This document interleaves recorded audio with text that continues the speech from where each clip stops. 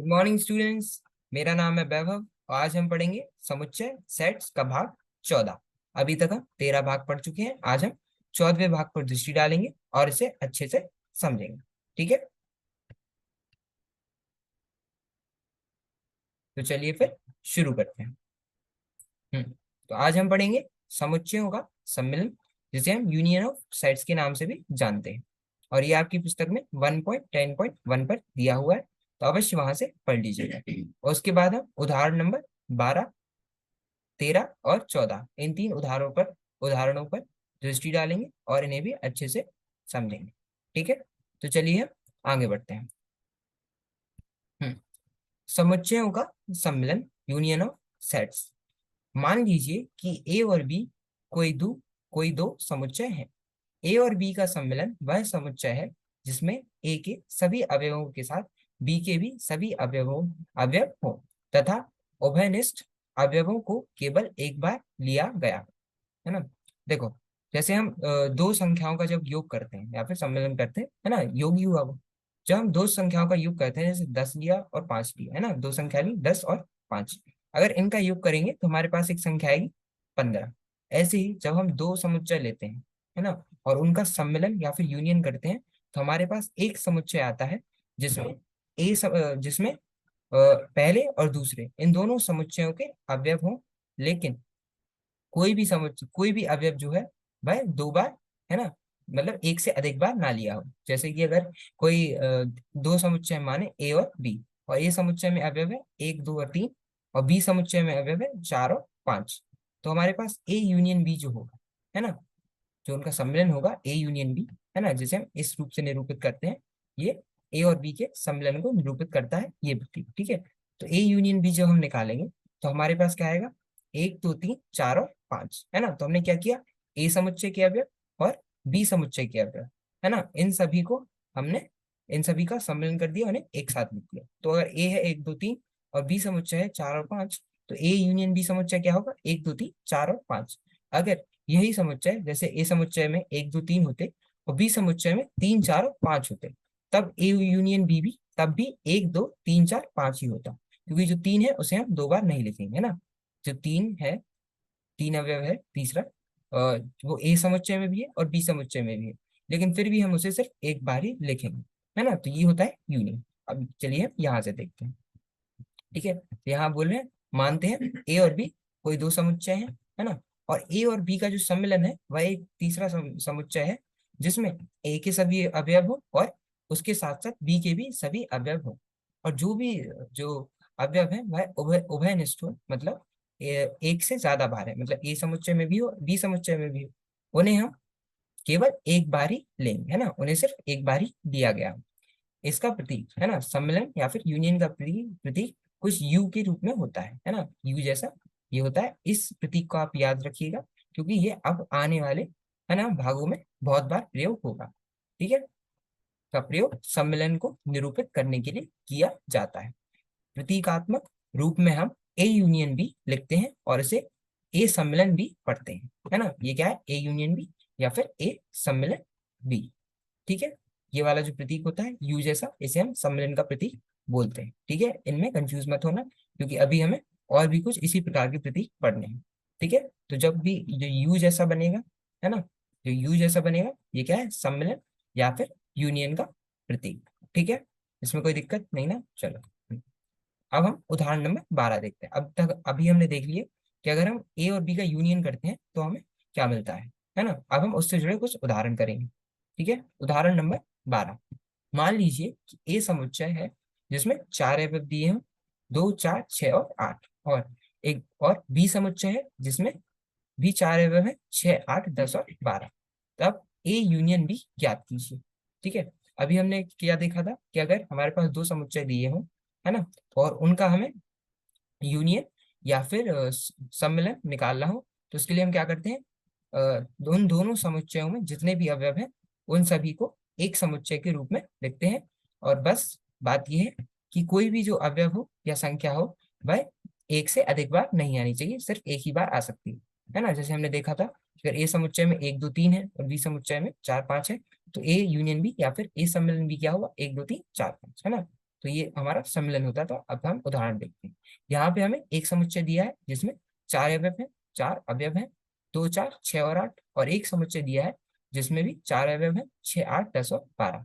और अब हमें इनका यूनियन यहाँ पर सम्मिलन ज्ञात करना है ना।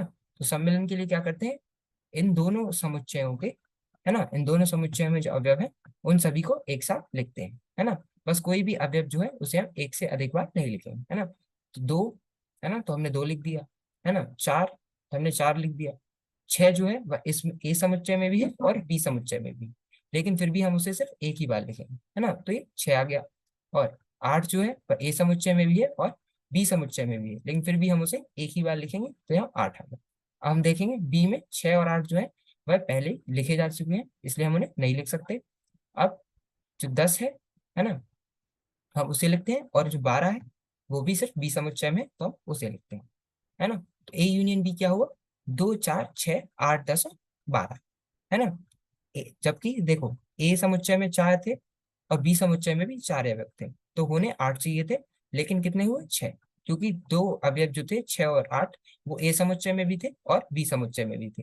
लेकिन हम जब सम्मेलन की बात करते हैं, यूनियन की बात करते हैं, तो हम किसी भी अवयव को सिर्फ एक ही बार लिखते हैं, है ना।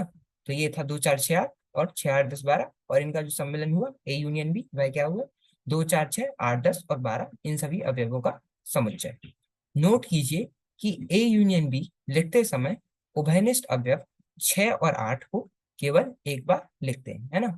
कोई भी जो अवयव जब एक से अधिक बार, है ना, मतलब ए समुच्चय में भी हो बी समुच्चय में भी हो, है ना, अगर दो समुच्चयों में एक ही अवयव हो तो हम उसे सिर्फ एक ही बार लिखते हैं, मतलब हम किसी भी समुच्चय को बार बार, मतलब किसी भी अवयव को बार बार नहीं लिखते, है ना। तो ए समुच्चय जब दो चार छः आठ है और बी समुच्चय छः आठ 10 12 है, तो इनका जो सम्मेलन होगा ए यूनियन बी, या फिर ए सम्मेलन भी, वो क्या होगा, दो चार छः आठ 10 और 12, है ना। छः और आठ इसलिए नहीं लिखे क्योंकि हम उन्हें से छः और आठ हमने सिर्फ एक एक बार इसलिए लिखी क्योंकि हम किसी भी अवयव को सिर्फ एक बार लिखते हैं, ठीक है, इसमें कोई दिक्कत नहीं ना। चलो, अब हमने उदाहरण नंबर 13 पर चर्चा करेंगे। उदाहरण नंबर 13, मान लीजिए कि ए समुच्चय है जिसमें पांच अवयव हैं जो कि अंग्रेजी वर्णमाला के स्वर है, ए ई आई ओ और यू। और एक बी समुच्चय है जिसमें तीन अवयव हैं, ए आई और यू। अब हमें ये दर्शाना है कि ए सम्मिलन बी ए के बराबर है ना। क्या ए सम्मिलन बी जब हम करेंगे तो वह ए समुच्चय के बराबर आ जाए, हमें ये दर्शाना है।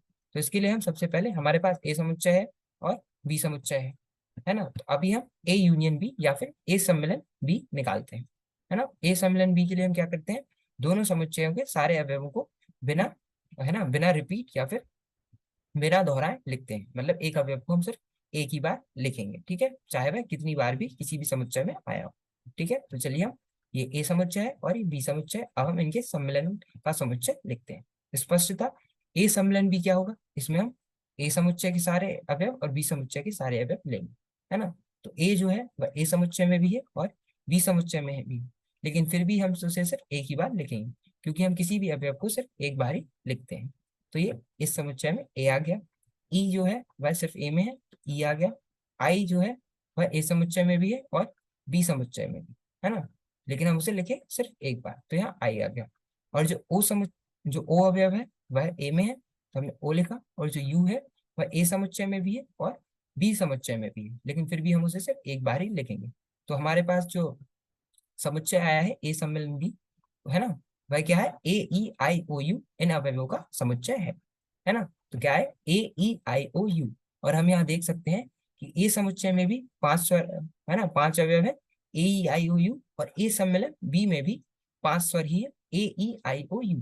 तो ए सम्मिलन बी और ए क्या हुआ, आपस में बराबर हुए, है ना। तो ये हमें क्या दर्शाना था कि ए सम्मिलन बी और ए आपस में इक्वल या फिर बराबर होनी चाहिए, और यहाँ से देख के पता चलता है कि ए सम्मिलन बी और ए क्या है, आपस में बराबर है। इस उदाहरण से स्पष्ट होता है कि किसी समुच्चय ए और उसके उपसमुच्चय बी का सम्मिलन समुच्चय ए स्वयं होता है, अर्थात बी समुच्चय ए तो ए यूनियन बी ए होगा, है ना, ए सम्मिलन बी ए के बराबर होगा। मतलब इस उदाहरण से हमें पता चलता है कि हम किसी समुच्चय ए की जब हम बात करते हैं और उसका जो उपसमुच्चय है, जैसे अगर हम ए देखें तो ए में, है ना, ए ई आई ओ यू, और बी समुच्चय अगर हम देखें तो इसमें तीन वर्ण है, है ना, 3 अवयव है ए, आई और यू। और हम देखें तो ए, आई, यू, है ना, मतलब बी समुच्चय का प्रत्येक अवयव ए समुच्चय में पहले से ही मौजूद है ना, ए यहाँ है, आई भी है और यू भी। तो उसका मतलब ये है कि बी क्या है, ए का उपसमुच्चय है ना। तो इस उदाहरण से हमें समझ आता है कि अगर कोई समुच्चय ए है जिसका उपसमुच्चय बी है, और अगर हम उनका सम्मिलन करेंगे, है ना, तो हमें स्वयं ए ही प्राप्त होगा। अर्थात अगर बी ए का उपसमुच्चय है तो ए सम्मिलन भी ए के रूप में ही आएगा, है ना।